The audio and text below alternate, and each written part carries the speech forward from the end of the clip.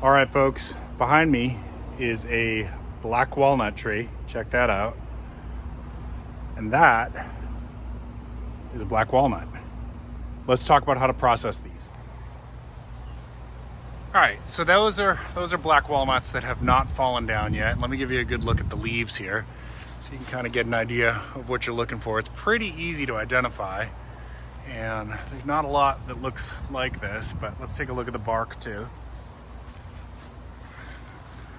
All right, very, very common on the East Coast. I'm not sure about the West Coast because I've not been there.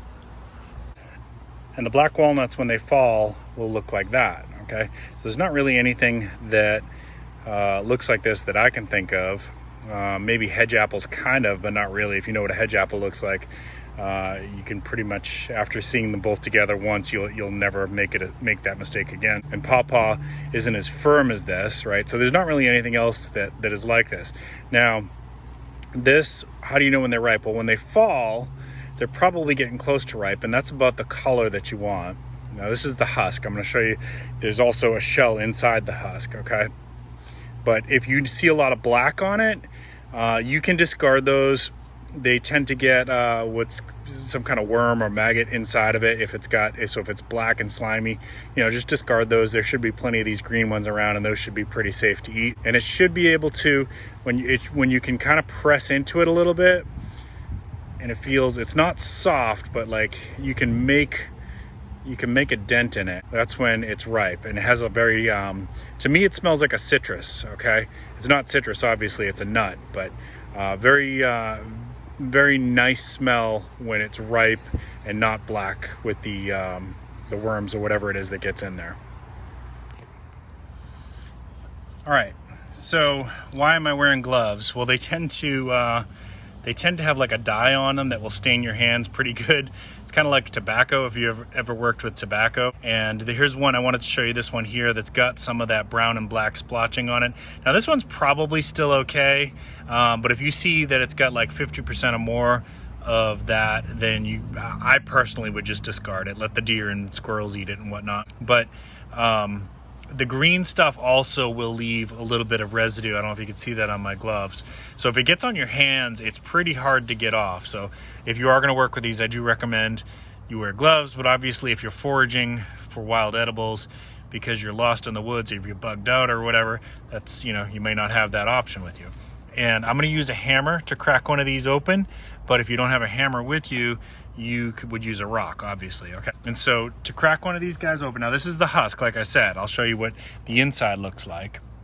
And you're just gonna kind of work your way around it with the rock or whatever you've got. If you're wearing boots, you could probably do this with your boot. All right? And the husk piece, I don't know if you can see that it's breaking up. There we go. See how it's breaking? The husk piece, some people take those pieces and they'll boil it with like distilled water, and they'll make like a stain that you can use for wood staining. I'm not going to do that, but I'm just telling you that some people do that. Okay, and they get a little slimy here now. See what I mean? Right?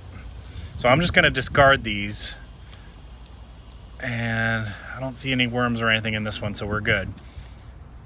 We're good. Okay, cool. All right, so we're just going to get that stuff off. You can compost that or whatever you want to do. And then I'll tell you here in a second what step 2 is. Now, these are a lot of work to process. So some people might say it's barely even worth it. I'm just kind of showing you so you've got another option, all right? So that's the shell now, okay? And again, I recommend you wear gloves when you're working with this. But that's the shell. Now, what you're going to do with that is you're going to wash that aggressively like 5 or 6 times, okay?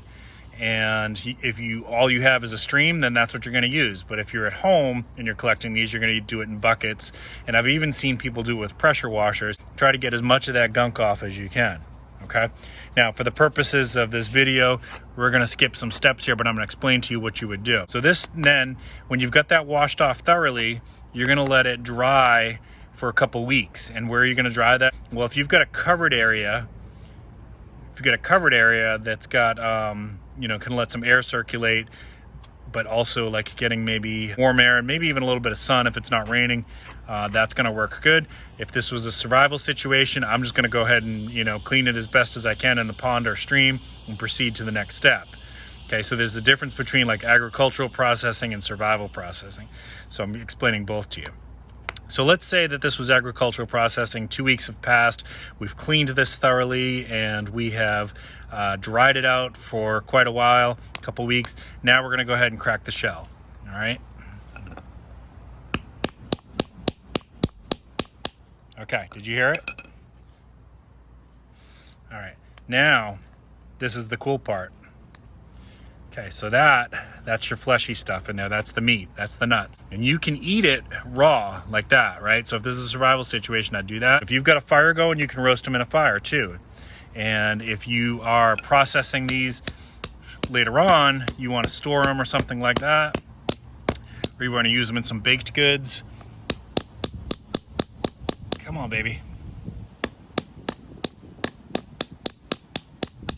There we go.